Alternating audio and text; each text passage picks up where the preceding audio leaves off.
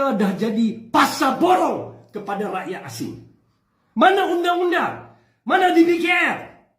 Tolong pantau perkara ni sebab kita tidak mahu Malaysia jadi seperti Palestin. Palestin dulu macam tu.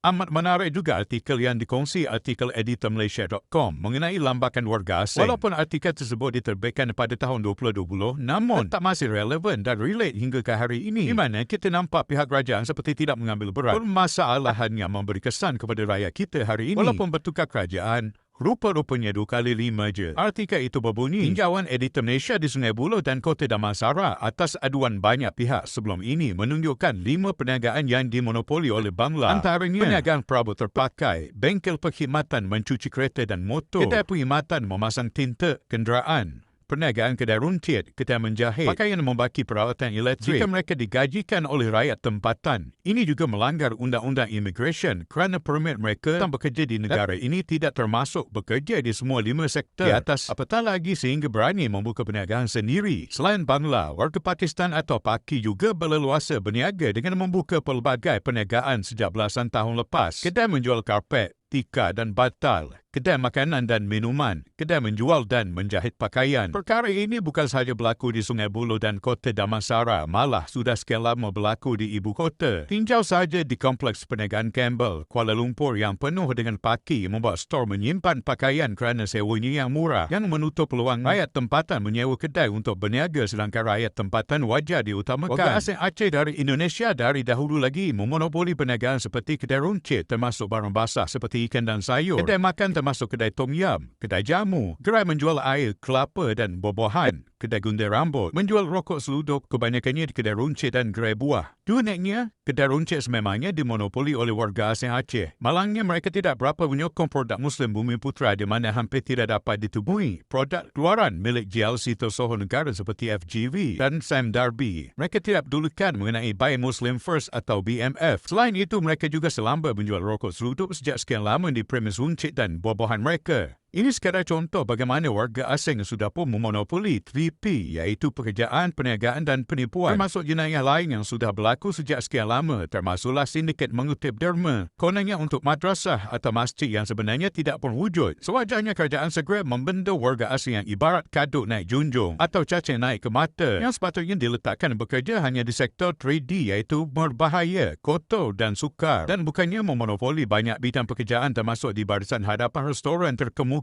dan pasar yang besar yang sepatutnya dikeraskan untuk rakyat tempatan. Jangan benarkan mereka membuka perniagaan sama sekali yang hanya menyulitkan rakyat tempatan, apatah lagi kini mereka berlagak sebagai penyumbang kepada ekonomi Malaysia, dan tanpa mereka kononnya Malaysia tidak akan maju. Jika diharamkan, ini akan memudahkan penguatkuasaan. Jika terlibat warga asing berniaga sudah boleh diambil tindakan. Jika mereka menipu atau berdolak dalik mengatakan digajikan oleh warga tempatan, ia juga salah kerana mereka hanya dibenarkan bekerja di sektor 3D. Rakyat Malaysia menyuruh kerajaan menghantar pulang mereka ini agar membantu dan menyumbang kepada ekonomi negara mereka sendiri, iaitu Bangladesh yang masih mundur hingga kini, dan pulang ke sana memajukan negara mereka. Cukup-cukuplah melayan warga asing dengan layanan kelas pertama dan warga Malaysia sendiri mendapat layanan kelas kedua. Warga asing berniaga tidak diapa-apakan, malah bebas berniaga, malah hingga mempunyai bandar sendiri seperti warga Rohingya di Selayang. Sebaliknya, jika warga tempatan berniaga di tepi jalan, kerap dihalau atau diminta pindah. Malah jika tersalah parkir kenderaan seketika sahaja terus ditarik seolah-olah membuat kesalahan besar. Kerajaan juga jangan lupakan warga China puluhan ribu masuk ke negara ini dan hilang begitu sahaja. Jangan tiba-tiba pula muncul sebagai rakyat Malaysia dengan mykat sah yang diperoleh secara haram. Isu besar mykat yang selama ini melanda negara bukan sahaja terhad pemberiannya kepada warga China, malah warga Indonesia di Selangor dan Kuala Lumpur serta warga Filipina di Sabah. Justru kerajaan jangan memandang remeh isu warga asing termasuk parti yang umpama bom jangka yang akan meledak pada bila-bila masa sahaja. Jika kerajaan sebelum ini berlembut, entah kenapa kerajaan sekarang ini diharapkan dapat berkeras dan bertegas serta-merta. Kalau tidak ditangani sehingga ke akar umbi, sampai bila-bila pun tidak akan habis.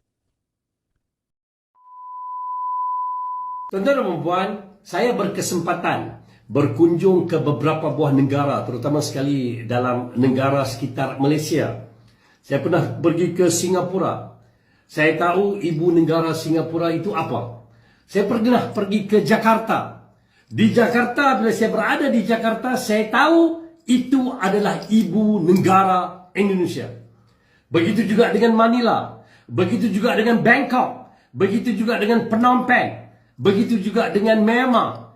Iaitu apabila saya berada di Yangon, saya tahu saya berada di ibu negara Myanmar. Begitu juga dengan Beijing. Apabila saya berada di Beijing dahulu, saya tahu itu adalah ibu negara China. Saya berasal daripada Sungai Petani. Saya berada di Sungai Petani. Apabila saya berada ataupun saya pergi ke Kuala Lumpur, saya sudah tidak tahu Kuala Lumpur itu ibu negara mana. Apabila saya berada di Kuala Lumpur sekarang ini, saya dah tidak tahu identiti Malaysia. Hilang. Cina entah ke mana, Melayu entah ke mana, India entah ke mana, Kadazan entah ke mana. Saya sudah tidak tahu saya berada di Kuala Lumpur. Seakan-akan saya berada di Dhaka. Saya berada di Jeddah, di Arab Saudi. Apabila saya berada di Bukit Bintang, saya berada seakan-akan saya berada di Jeddah. Saya berada di Pudu, di Jalan Pudu, seolah-olah saya berada di Dhaka, Bangladesh. Mana satu identiti Malaysia sekarang? Sekarang saya bercakap tentang ibu negara. Tetapi sekarang ini telah pun menyerap, telah berada di negeri-negeri pula, dinilai di Negeri Sembilan, seolah-olah kita berada di Islamabad, di Puchong, di Selayang, di Bidong Kedah, telah ada kedai runcit yang bukan daripada Malaysia. Di Bidong Kedah, satu bandar kecil di negeri Kedah, di Alostar, di Kota Baru, di Batuas, telah ada kedai runcit yang bukan daripada identiti Malaysia. Ini yang sedang berada ataupun menyerap darah orang Malaysia. Mana penguatkuasa? Mana undang-undang Malaysia? Kerana itu, kita menyokong saranan daripada sahabat-sahabat kita yang terjah, seperti Ustaz Sofian dan kawan-kawannya, ke tempat-tempat yang mana yang sepatutnya orang Malaysia berniaga. Tetapi mana identiti Malaysia sekarang? Di Kuala Lumpur contohnya. Saya berada di Jakarta, saya tak nampak warga Bangladesh, warga Arab Saudi berniaga di Jakarta. Saya minta kita jangan terlalu lembut, terlalu open sehingga tenggelam budaya identiti Malaysia di ibu kota kita.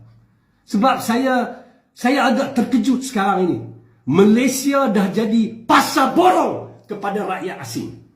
Mana undang-undang? Mana DBKR? Tolong pantau perkara ni. Sebab kita tidak mahu Malaysia jadi seperti Palestin. Palestin dulu macam tu. Bagi orang Israel tumpang. Last kali macam mana? Ya betul, nampak macam gila. Ataupun nampak macam, tak akan jadi macam tu Malaysia. Tetapi jika kita biarkan, dia akan jadi begitu. Sehingga sekarang, di kampung-kampung, dah ada kedai runcit orang asing. Assalamualaikum warahmatullahi taala wabarakatuh.